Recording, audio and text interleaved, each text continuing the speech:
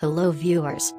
Welcome back to my channel. Today I am sharing a very easy and cute origami baby elephant tutorial. Hope you will enjoy the video. Please like and share the video, and those who haven't subscribed yet, please do subscribe my channel and don't forget to press bell icon.